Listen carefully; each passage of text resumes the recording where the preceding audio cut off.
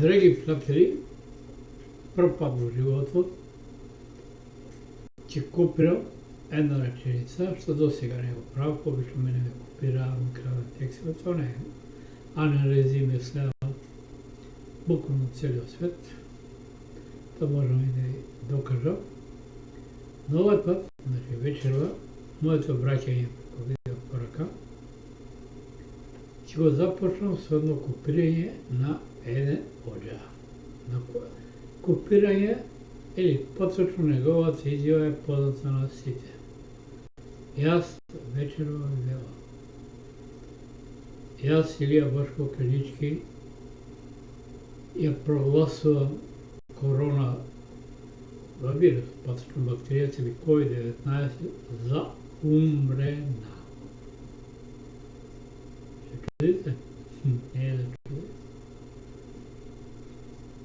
Ова е резултат на неуспехот со вакцините која Русија го доби. Само уште нејзината не е регистрирана, нека не регистрира кинеската, веќе само нејзината беше безбедна. А во светот се случуваат толку ретроградни работи, значи короната, делото на Бил Гейтс завршува во континер. Зошто се завршува? А стравот од одмазата на неговиот народ, веќе не го беа заразени, токму во САД, и не го починеци има во САД, значи он изврши голем геноцид врз американските граѓани или граѓаните на САД.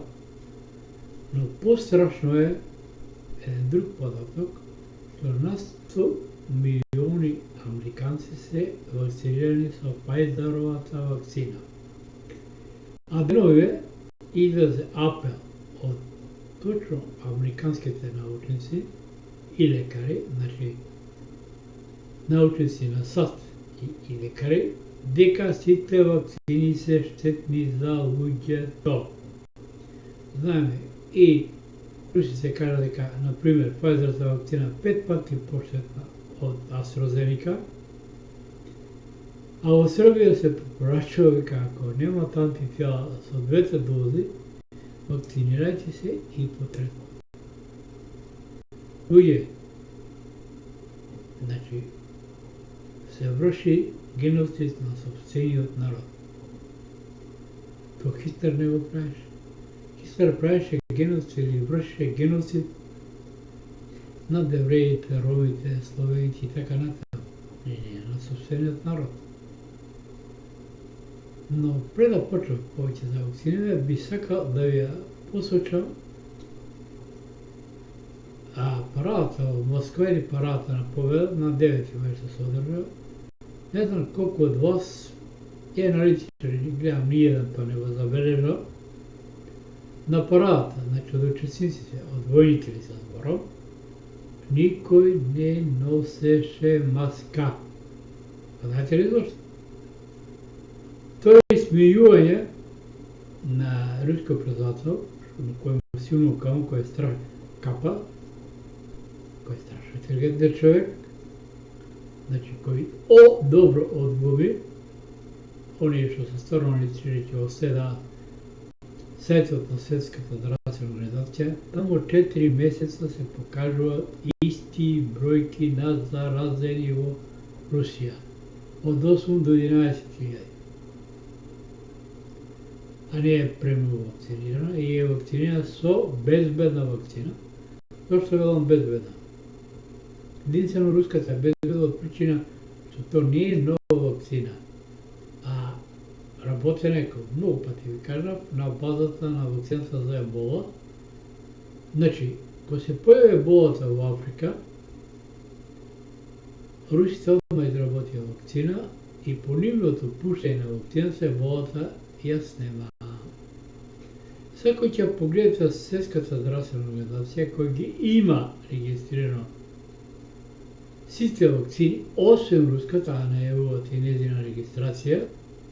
Значи, уште еднаш ќе го цитирам оđата, корона бактеријата, за мене вирус ја прогласувам за умрена.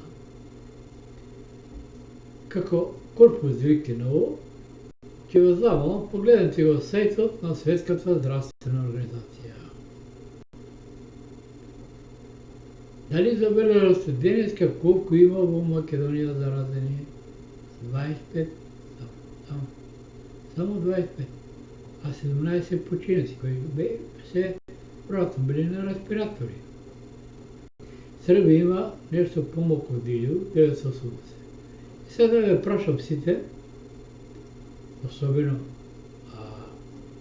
опозицијата, мора да помане и Мицкоски, ние и сега Мицкоски, да кажеме, зашто го критикува премиерот Заев, а ја никогаш не го критикував, зашто нема вакцинирање масовно на населението.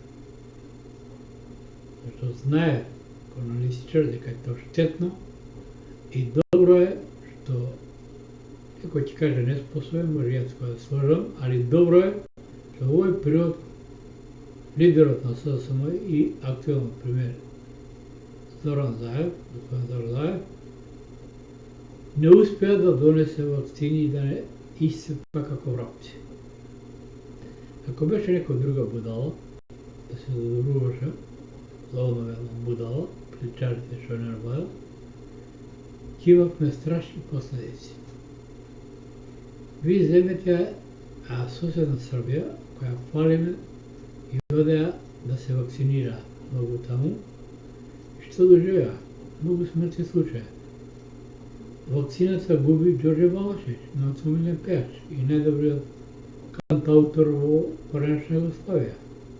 За жал, вакцината губи и тапка на овоопрости на противникот и функционира во ВМРО ДПМН Владко Ѓурчев. По приемот на вакцината, ја можам на сите се чудам, но не и на него, бидејќи беше професор и медицината поздравил. Ја познаваше. Мој пријател исто така ќе му порачам. Јас ќе му го именувам, бидејќи ми пријател одскоро и вака се поправи дека се вакцинира. Го жал. Бидејќи тие сите вакцини носат трајни последици. Тоа го потврдија и деновиве научниците и лекарите од САД, апелирајќи да се запре вакцинирањето, бидејќи сите вакцини се штетни. А замислите, во САД имаат вакцинирано на 100 милиона луѓе. Тоа не е шега. Србија, која случајно баш сакам да видам колку е голема и што е, бидејќи кај нас немаше попит во 2011, знаем беше запрен, ги погледнав статистичките податоци на Google. Србија во 2011 имала 7 милиона и 200 жители, а сега се предпоставува дека 2017 имала 7 милиона и 20. Значи, од 2012 они вика дека имат околу 200.000 загубени жители, президент Васен. Јас што мислам дека е многу повеќе, но интересна работа е, кој ќе погледнете попис во Србија, од 2011, значи од 7 милиона и 200, тогаш попишани, милион и 200 отпаѓа на малцинствата. Па, видите кој е процент. Значи, многу што не се пријавиле, но најголемото малцинство, знаете ли кој е во Србија? Унгарското. Значи, зборам, од 2011 253.000 унгарци, мислам се пишеле како унгарци, а овој година се знае дека била под Австро-Унгарија, со после Првата светска војна со прибирање на кралството на србите, хрвати и словенци е доделена на Србија или поточно Југославија, станува дел. Што значи после Косово наред е Србија. Пардон, Војводина. Тука Србија треба да обрнат големо внимание. Втора работа, Србија најмногу на пописи ги има покажано 1983 година, kada naseljenje u Srbiji je bilo 7 miliona i 700 i nešto hiljadi, nema državi se zbor. Znači tuka, a veće, znači 2012 ima 7 miliona i 200, znači ovo su strata. Demografska katastrofa u Srbiji na naseljenju do 2011 je 500 hiljadi. Znam neka posle 2011 počnu naglo su, ne znam od Srbije, i od Kosova, i od Albanije, i od Makedonije, su bezvezni od reže. Navodno sve Srbijice smeta da imate po 7 miliona i 20, najveljamo neka pomolku, a interesna работа, znači od poslednjem popis je 2002 godina, kada je, kao pogledam, ima 2 miliona i 20. Što znači, izborite što se kaj nas, izbornici spiskovi se falšljivi. Mi ne možemo 1850 su pravo na glas, da uzem i toj popis od 2002, a imate 2020 naseljenje, pa smiješna 2020. Samo toliko mnogo djeca ima i što nema pravo na glas. Znači, realno to naseljenje u mene, u Momicu, u Makedoniji je nekako milion 600-700, a realno iz biračkih spisak treba da bude 1.200.000, maksimum 1.300.000. Inače, najinteresno je što sam, na primjer, ko gleda popis od 2011. u Srbiji, znači pokraj ungarskото малцинство, най-голямо bošnjačkото и кој уште едно беше, но албанците се представени со непуни 6.000 жители. Малку смешно, Бојанов ги има повеќе. Вие погледнете добро сега, еве, политичката структура на Србија. Која води Србија? Нивниот председател про само што е роден во Белград, некој потекнал од Бугујно. Нивната премиерка е Хрватица, а и што е најстрашно, го отворат устава за да го донесат законот за исто полови бракови. Има ли поголема демографска катастрофа? Те не може да го разберат. Моите мозочни клетки не се дораснати да разберат, ама во православите, во Библијата пишува дека бракот го сочинува маж и жена. Не маж и жена и жена. Значи детето не може да има два татковци и две мајки. Но може да има повеќе татковци, ако не се знае кој го прави. И друга интересна работа, што се во светот случува, се вакцини, што кажам, тоа са две катастрофи во три големи земји, да ги рекол. Прво е Велика Британија, там повторно победија Шкотската национална партија, која најавува нов референдум за отцепување. Тука Ирска се придружува, бидејќи Ирска, кој знаем, поделена е тој народ на две држави, на Република Ирска и Северна Ирска. Но најчудно е што и Велс размислува за отцепување и референдум од, значи ќе остане само Англија од големото Обединето кралство. Да помине на Франција. Значи генералите во Франција, ако се добро сеќават, имаше некако постави, побараа веднаш да се воведе военна состојба за да се спречи верско-граѓанската војна во Франција, бидејќи Франција има скоро над 30% муслимани.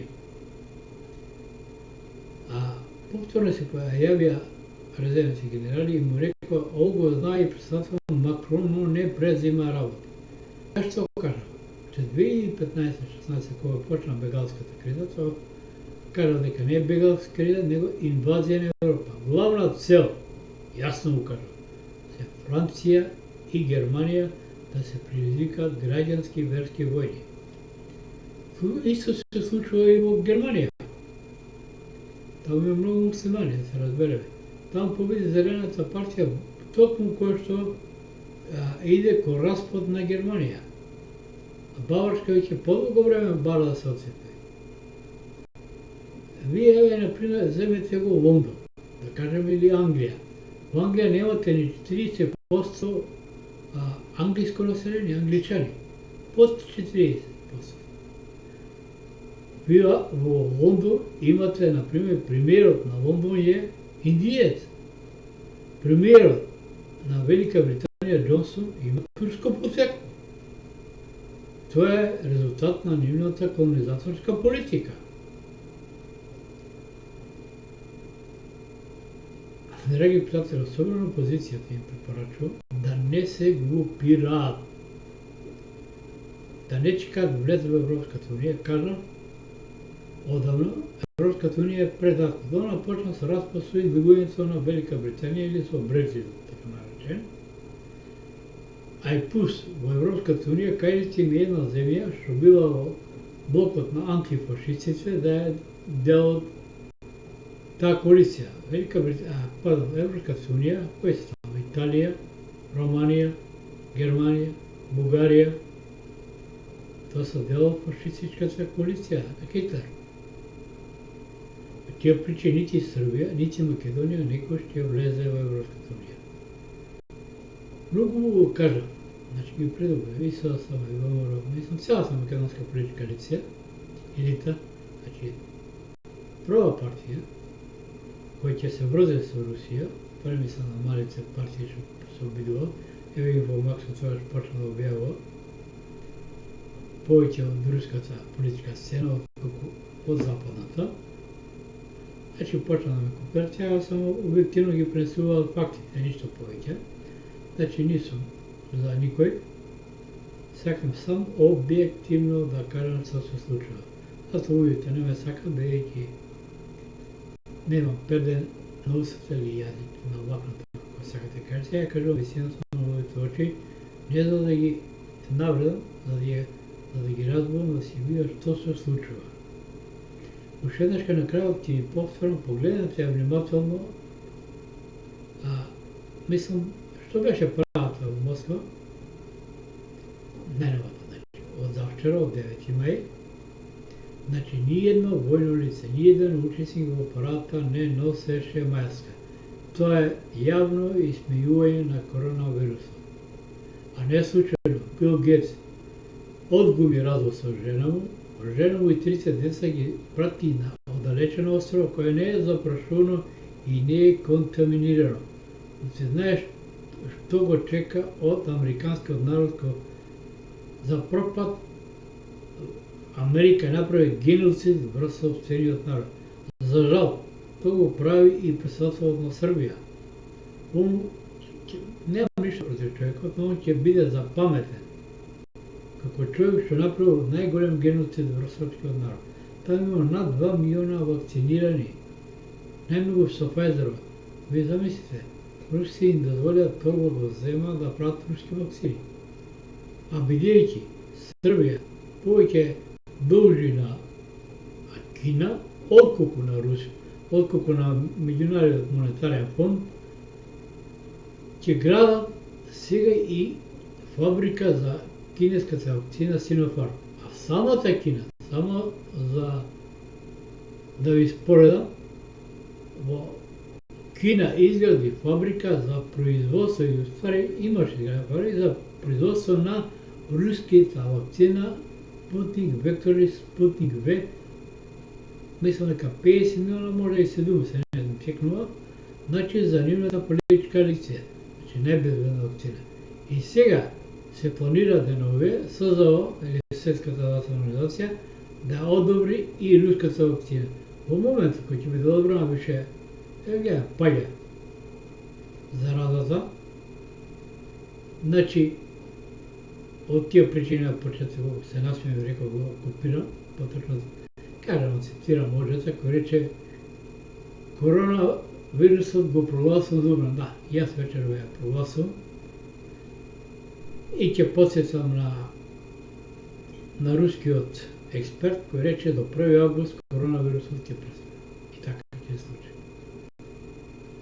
Значи, многу все ще имamo вакцини, тя са невакцинирани.